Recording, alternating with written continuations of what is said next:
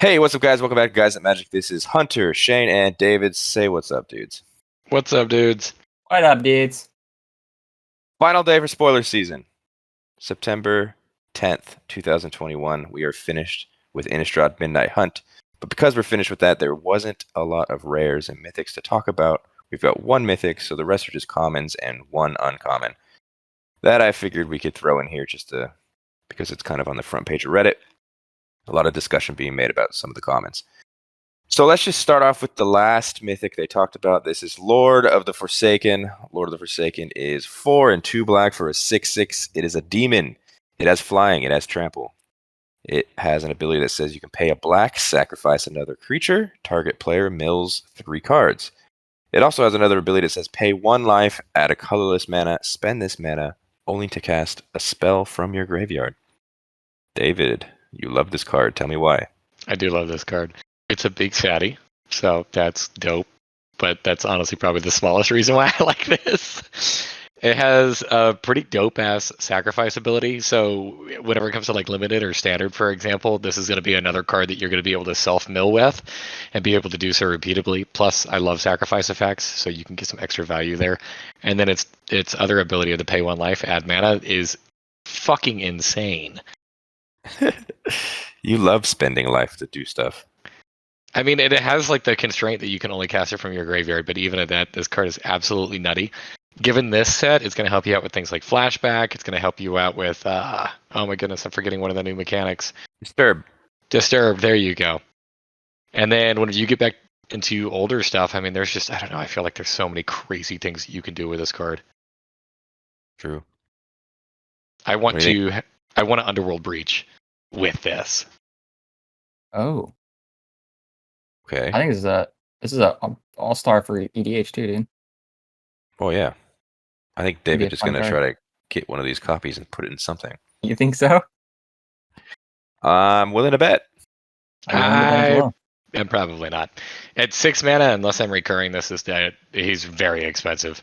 It's a big body, but if I have a way to get something back from the graveyard pretty reliably, then sure. But aside from that, I don't think he's just going to slot into the 99. I think it has to be a deck that actually cares about this. Yeah, but it is 6 mana for a 6/6 flying trampler as it is. Yeah, that's literally wild. Means nothing to me. Yeah, I know that. I can see this going into Kalia, dude. It's a demon. It is a demon. That would be really cool. It is, but like, I guess your Kalia deck probably has a little bit of recursion there, so the mill and pay life thing might help out a little bit. Yeah. All right, I think we're in agreement. This card's sick. Cool, last mythic. Let's move on to a common. This is Cathar Commando. Cathar Commando is a creature human soldier that costs 1 and a white for a 3/1. It has flash. It also has another ability that says pay 1, sacrifice him or her. I think it's a girl. I don't know. Sacrifice Cathar Commando, destroy target artifact or enchantment. I think this card, as a common, is pretty nutty. It has 3 power and it has flash, which automatically means that this is going to be like an insane. I don't know. It's going to be very difficult for your opponent whenever they're going in for attacks, because now you have to consider if they have a white and something else up, they might be able to flash this in, because this is going to trade upwards a lot of the time as a blocker. And then even in the case that they just needed to be able to destroy that artifact or enchantment, it has the ability there to do that as well. Plus, you can always flash this thing in, be aggressive with this card, and then you can save that ability just in case there is a pesky artifact or enchantment that ends up popping up later on. So. Yep. And it's a human. Because I feel like if it would have been broken, I mean, okay, I think it's broken as it is, because if it wasn't broken, you'd have to tap this as well as sacrificing. But you can do it after it attacked. It's pretty nuts. I think this card is really good. It is very good. Like I said, as a common, that's that's crazy. Let's move on. They have kept Duress. Duress is back in the format. It's staying in standard. Don't know what Duress does. It's just 1 black mana for a sorcery that says target opponent reveals their hand. You choose a non-creature, non-land card from it. That player discards that card. With new art. It's always been good. Always will be good. It's okay. It's a card that's just like it's always in standard. It's never necessarily a card that I'm super stoked on. It's a card that I'll sideboard in from time to time. I guess it makes me happy that it's still there. It's to me, it's like the same thing as like Shock. It's a card that exists, and sometimes it does things, and sometimes it's like I would just rather play something else. Yeah. What do you think of the art? People are up in arms about the art being crazy looking. It's okay. Being held by chains. You can break these cuffs. I need to set free. The next couple of cards I'm going to talk about involve the day and night mechanic. I thought was pretty cool. This first one is a black instant that costs 1 and a black. It's called Olivia's Midnight Ambush. It states target creature gets -2/-2 until end of turn. If it's night, that creature gets -13/-13 until end of turn instead. That's lit. So this is a crazy removal card that if at nighttime, it's pretty much killing anything on the board. It's a tragic slip. Tragic slip. Another card that gives -13/-13. Falling into the grave, dude. Exactly. I just thought that's pretty interesting. I think for 2 mana, give something -13/-13.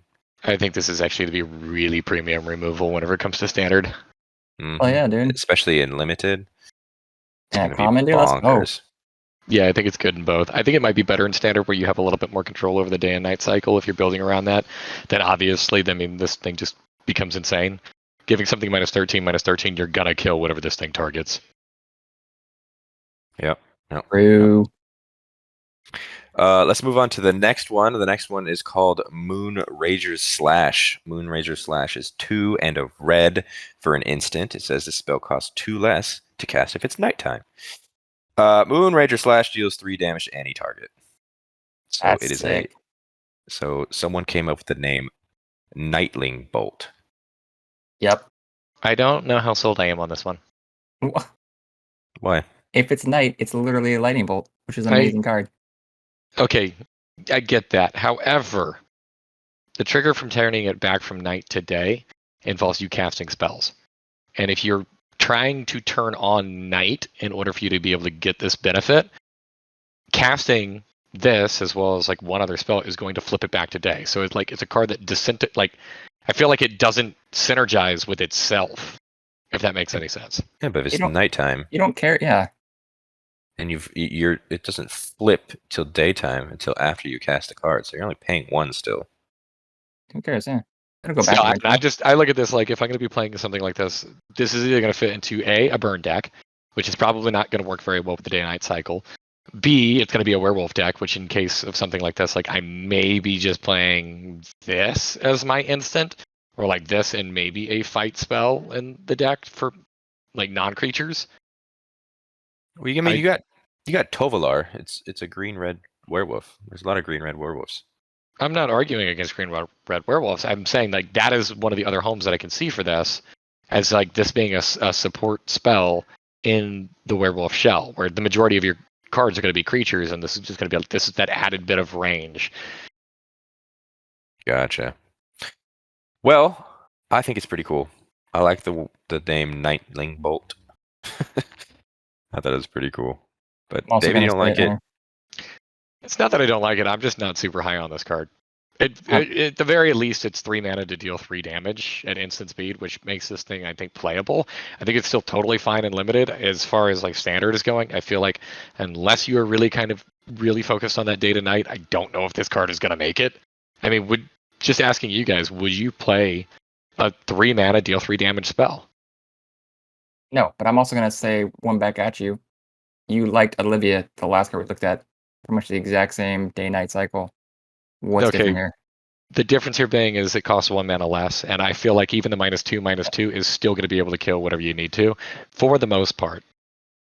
And then in this argument, it costs 1. In this argument, the lightning bolt costs 1 less. Because if it's night, which you care about the 13/13, I don't know. I feel like you would like both of these. I think what's going on here is I'm evaluating it and I'm looking at like, okay, at the absolute worst, what is this card doing? And you're doing the opposite, where you're looking at it and saying at the absolute best, what is this card doing? So at the absolute worst, you like -2/-2? I do it's like not very good. -2/-2 better. For Yeah. 2 mana, I don't like that though. I'm just saying, I just think this is another great card for limited as well. it is. This And is he's a doing the card. werewolf thing. With the one Yeah, eye. I was about to say, what do you think of the werewolf pose, Shane? Yep. Now his hand is going back on this one, right? Because like the shield is broken and like flying off. It's by the werewolf's hip. It's still the goddamn one-arm thing. Why is his arm going like that though?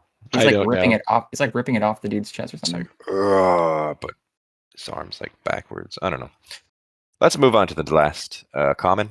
This is Otherworldly Gaze. It is 1 blue for an instant. It says, look at the top 3 cards of your library, put any number of them into your graveyard, and the rest back on top of your library in any order. It also has a flashback for 1 and a blue. Seems pretty good. I think this card is amazing, and probably not for the same reason that you guys think. It's a brainstorm. You get to use twice. Okay, you know what? There you go. He's close enough. Just count over that.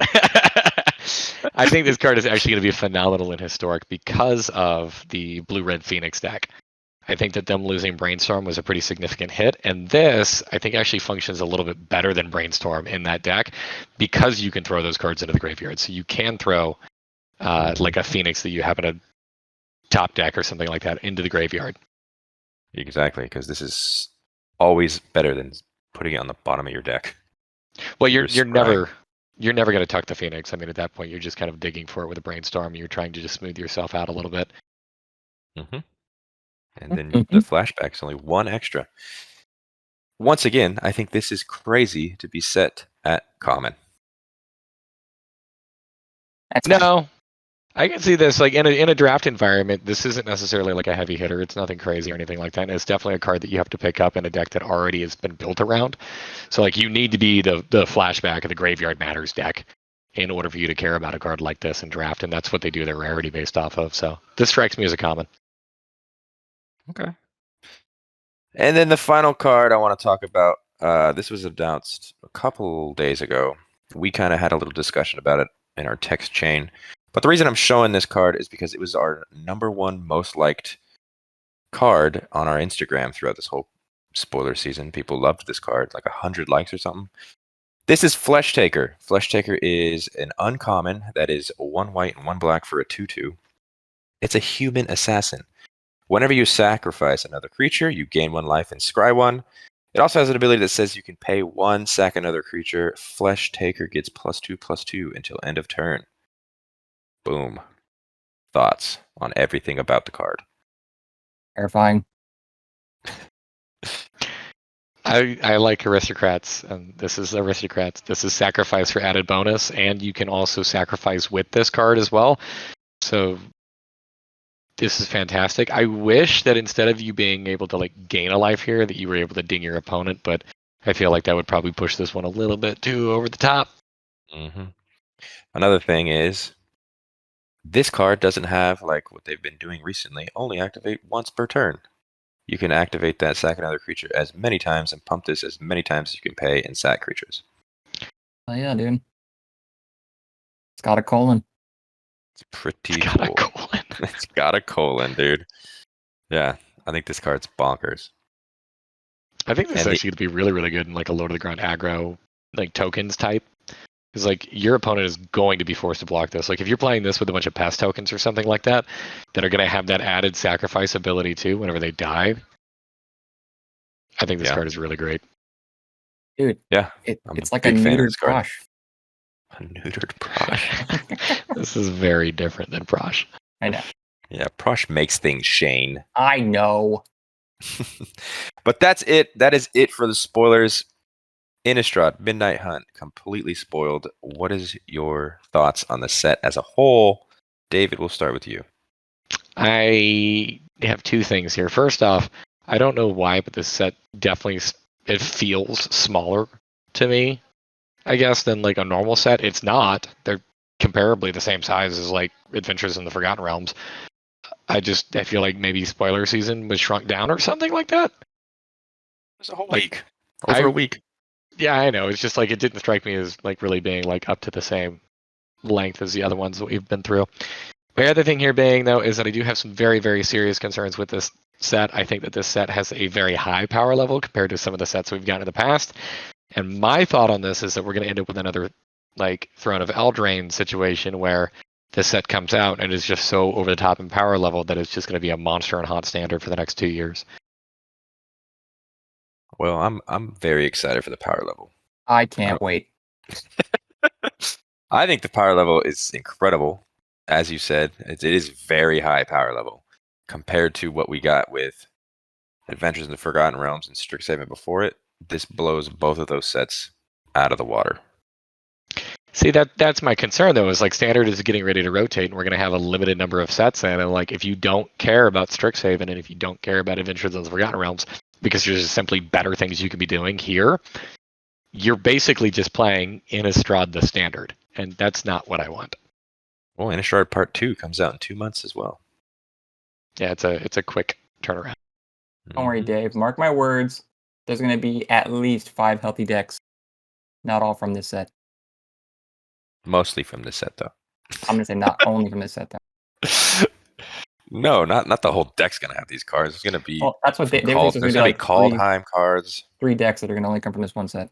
No. That was never my argument. My argument was the same thing as Eldraine, where it was just like literally every single deck that you could come up with had Eldraine cards because the Eldraine card was better than any other equivalent that had been printed out in Standard. What's that different than what I just said? You're talking about an entire set, or like you're talking about a deck just comprised solely of cards from this set. That's not what I'm talking about. What I'm talking about is like, why play another removal spell whenever the removal spell in this set just happens to be so much better? Or why play a different, like, I don't know, some other X creature or something like that? It's the Bone Crusher Giant thing where it's like, why would I want to play a removal spell whenever I have Bone Crusher Giant? That's a removal spell, a massive body on it for an undercost, and then like it also shocks my opponent whenever they try to kill it. I'm not saying you're wrong. I'm just saying that's magic, baby. That's magic, baby. I don't know. It frustrates me to see that like the power level is so heavily imbalanced from this. I'm okay with it, and I guess only time will tell if you're right or you're wrong. And by time will tell, don't worry. We're gonna get this set. This set comes in. This is hitting Arena next week, actually. Oh fuck yeah, baby! And then the set itself, the pre-release is next weekend on the 18th, and then the actual set comes out on the 25th in paper. So, yeah, go out. Go to a pre-release. Go to your LGS. Go to a pre-release. Until next time, hit that like button. Subscribe if you haven't already. Follow us on Instagram. We're going to be posting more stuff. Be on the lookout. We are coming out with our Commander grades video. It's going to be pretty interesting because I think we have different thoughts on some of the legendaries that were announced from this set. Until next time, hope you guys have a great day. Peace. Later. Bye-bye.